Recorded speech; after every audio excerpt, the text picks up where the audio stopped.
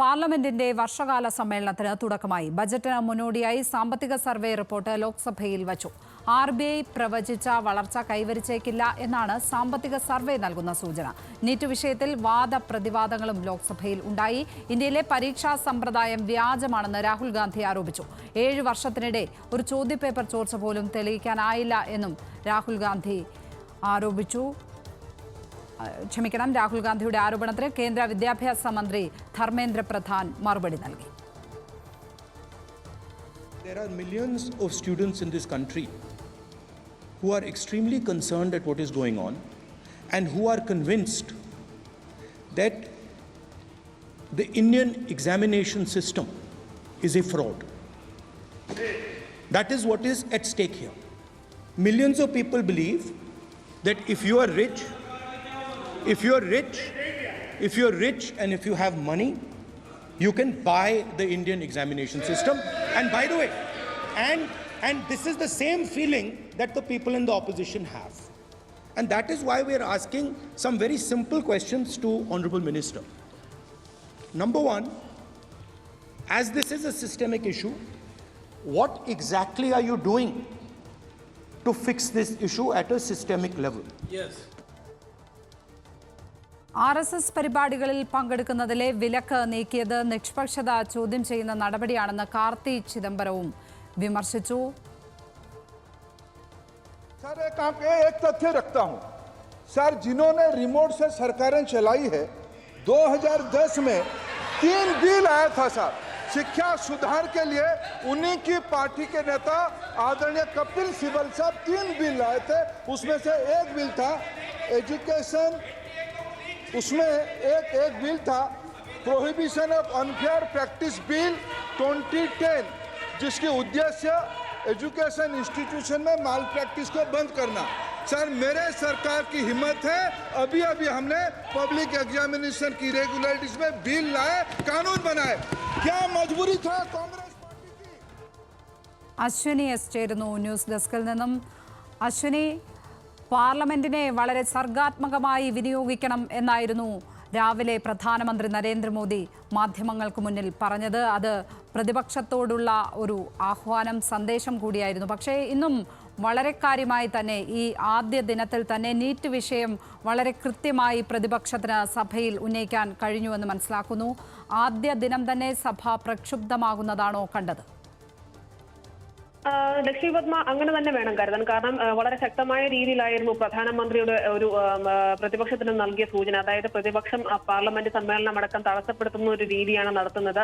പ്രത്യേകിച്ച് പുതിയ സർക്കാരിന്റെ ആദ്യ സമ്മേളനത്തിന്റെ ആദ്യഘട്ടത്തിൽ തന്നെ 2 മണിക്കൂറോളം പ്രതിപക്ഷ നേതാവ് സംസാരിച്ചു, അല്ലെങ്കിൽ അത്തരത്തിൽ സംസാരിച്ചത് സർക്കാരിനെ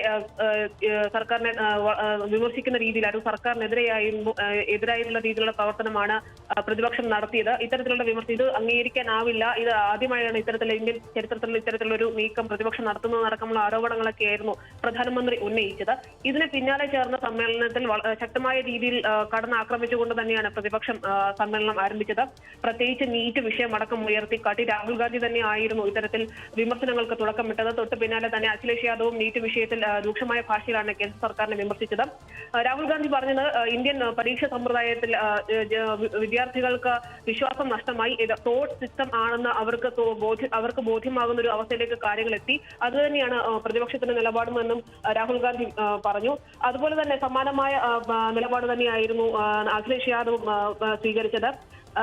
അഖിലേഷ് യാദവ് പറഞ്ഞത് ഇത്തരത്തിൽ പരീക്ഷ നടത്തുക, അതായത് ധർമ്മേന്ദ്ര പ്രധാൻ മന്ത്രിയായിരിക്കുന്നുള്ളതും കാലം വിദ്യാർത്ഥികൾക്ക് നീതി ലഭിക്കുമെന്ന് കരുതുന്നില്ലെന്ന തരത്തിലായിരുന്നു അഖിലേഷ് യാദവും ആരോപിച്ചത്. ഇതിന് ശക്തമായ രീതിയിൽ തന്നെയാണ് ധർമ്മേന്ദ്ര പ്രധാൻ മറുപടി നൽകിയത്. അതായത് ഉത്തർപ്രദേശിലെ ചോദ്യപേപ്പർ ചോർച്ചയടക്കം തങ്ങൾ ഉയർത്തിക്കാട്ടുന്നില്ല, അതടക്കം ഉയർത്തിക്കാട്ടുകയാണെങ്കിൽ പ്രതിപക്ഷത്തിന് മറുപടി പറയാനില്ല, മുഖം നഷ്ടമാകും. രാജസ്ഥാനിലടക്കമുണ്ടായ ചോദ്യപേപ്പർ ചോർച്ചയും ധർമ്മേന്ദ്ര പ്രധാൻ എടുത്തു പറയുകയും ചെയ്തിരുന്നു. കഴിഞ്ഞ 7 വർഷത്തിനിടെ നാഷണൽ ടെസ്റ്റിംഗ് ഏജൻസി നടത്തി 240-ലേറെ പരീക്ഷകളിൽ ഇത്തരത്തിലുള്ള ചോദ്യപേപ്പർ ചോർച്ചകളോ അല്ലെങ്കിൽ അത്തരത്തിലുള്ള ക്രമക്കേടുകളോ ഒന്നും സംഭവിച്ചതായി തെളിയിക്കാൻ കഴിഞ്ഞിട്ടില്ലെന്നും ധർമ്മേന്ദ്ര പ്രധാൻ പറഞ്ഞു. ഇപ്പോഴുണ്ടായ ചോർച്ച അത് ഒരു പരീക്ഷാ കേന്ദ്രത്തിലാണ്. അതായത് 4,000 പരീക്ഷാ കേന്ദ്രങ്ങളിലുണ്ടായതിൽ ഒരു പരീക്ഷാ കേന്ദ്രത്തിൽ മാത്രമാണ് ഇത്തരത്തിൽ ചോർച്ച ഉണ്ടായത്, ഒരു ക്രമക്കേട് ഉണ്ടായത്. അത് വളരെ ലോക്കലായിട്ടുള്ള അല്ലെങ്കിൽ പ്രാദേശികമായ ഒരു സംഭവമാണ്. ഇത് ദേശീയ തലത്തിലാകെ പരീക്ഷയെ ബാധിക്കുന്ന ഒരു വിഷയമല്ല എന്നാണ് സർക്കാർ പറഞ്ഞത്. ഇത് സംബന്ധിച്ച എല്ലാ സത്യാവസ്ഥയും കേന്ദ്ര സർക്കാർ വെളിപ്പെടുത്തിയിട്ടുണ്ടെന്നും സുപ്രീം കോടതിയിലടക്കം സമർപ്പിച്ചിട്ടുണ്ടെന്നും ഈ സുപ്രീം കോടതിയാണ് ഇതിൽ തീരുമാനമെടുക്കേണ്ടതെന്നും ധർമ്മേന്ദ്ര പ്രധാൻ ലോക്സഭയിൽ പറഞ്ഞു. ഇതിന് പിന്നാലെ തന്നെ 9-ാം തീയതി കേന്ദ്ര സർക്കാർ പുറത്തിറക്കിയ ഒരു സർക്കുലർ അല്ലെങ്കിൽ നിർദ്ദേശവും ലോക്സഭയെ പ്രക്ഷുബ്ധമാക്കി. മറ്റൊന്നുമല്ല, RSSന്റെ പരിപാടികളിൽ കേന്ദ്ര സർക്കാർ പങ്കെടുക്കുന്നത് വിലക്കിക്കൊണ്ടുള്ള ഒരു നിരോധനം അത് പിൻവലിച്ചുകൊണ്ടുള്ള ഒരു ഉത്തരവാണ്. അതിനെതിരെ ജയറാം രമേശ് കഴിഞ്ഞ ദിവസം തന്നെ എക്സിൽ അതിനെതിരെ ഒരു പോസ്റ്റ് കുറിച്ചിരുന്നു. അതായത് ഇത് നിഷ്പക്ഷത, ജനാധിപത്യത്തെ നിഷ്പക്ഷത ചോദ്യം ചെയ്യുന്ന ഒരു തീരുമാനമാണെന്ന് ജയറാം രമേശ് കുറിച്ചിരുന്നു. ഈ വിഷയം കാർത്തി ചിദംബരം അടക്കമുള്ള കോൺഗ്രസ് MPമാർ ലോക്സഭയിൽ ഉന്നയിക്കുന്നുണ്ടായിരുന്നു. അതുപോലെ തന്നെ ഈ വിഷയത്തിൽ ചർച്ച നടത്തണമെന്ന ആവശ്യം ഉന്നയിച്ചു. ഇതെല്ലാം തള്ളപ്പെടുന്ന ഒരു സാഹചര്യമുണ്ടായി. ഇതും സഭയെ പ്രക്ഷുബ്ധമാക്കിയിരുന്നു. രാജ്യസഭയിലാകട്ടെ കുവർ യാത്രയുടെ സംബന്ധിച്ച വിവാദ ഉത്തരവ്, അതായത് ഉത്തർപ്രദേശ് സർക്കാർ ഉത്തരവ് അടിയന്തര പ്രമേയ നോട്ടീസ് നൽകിയിരുന്നു. ഇത് തള്ളപ്പെട്ടു. ജഗദീപ് ധൻഖർ ഈ വിഷയത്തിൽ ചർച്ച ചെയ്യേണ്ടതില്ല എന്ന് കാട്ടി ആ വിഷയം നോട്ടീസ് തള്ളുന്ന ഒരു സാഹചര്യമുണ്ടായി. രാജ്യസഭ 2 മണി വരെ നിർത്തിവെച്ചിരിക്കുകയാണ്. ലോക്സഭയിൽ ഇന്ന് ധനമന്ത്രി, അതായത് ബജറ്റിന് മുന്നോടിയായിട്ടുള്ള സാമ്പത്തിക സർവേ ലോക്സഭയിൽ സമർപ്പിച്ചിരുന്നു. ഇതിൽ RBI നേരത്തെ പറഞ്ഞിരുന്ന പോലെ തരത്തിലുള്ള ഒരു സാമ്പത്തിക വളർച്ച കൈവരിച്ചേക്കില്ലെന്ന സൂചനയാണ് അതിനകത്ത് പറയുന്നത്. ഏകദേശം 6.5 മുതൽ 7% വരെ സാമ്പത്തിക വളർച്ച ഇന്ത്യ കൈവരിക്കും എന്നാണ് അടുത്ത സാമ്പത്തിക വർഷം, അല്ലെങ്കിൽ ഈ സാമ്പത്തിക വർഷം കൈവരിക്കുമെന്ന സൂചനയാണ് ഇതിനകത്ത് നൽകുന്നത്. അതുപോലെ തന്നെ യൂറോപ്പിലെയും അമേരിക്കയിലെയും രാഷ്ട്രീയ സാഹചര്യങ്ങൾ ഇന്ത്യൻ സാമ്പത്തിക രംഗത്ത് മാറ്റം ഉണ്ടാക്കിയേക്കെന്നും പറയുന്നുണ്ടായിരുന്നു. ലക്ഷ്മി. അശ്വിനി S ആണ് പാർലമെന്റിൽ സംഭവിച്ച കാര്യങ്ങളുടെ സമഗ്രമായ റിപ്പോർട്ട് ഇപ്പോൾ പങ്കുവച്ചത്.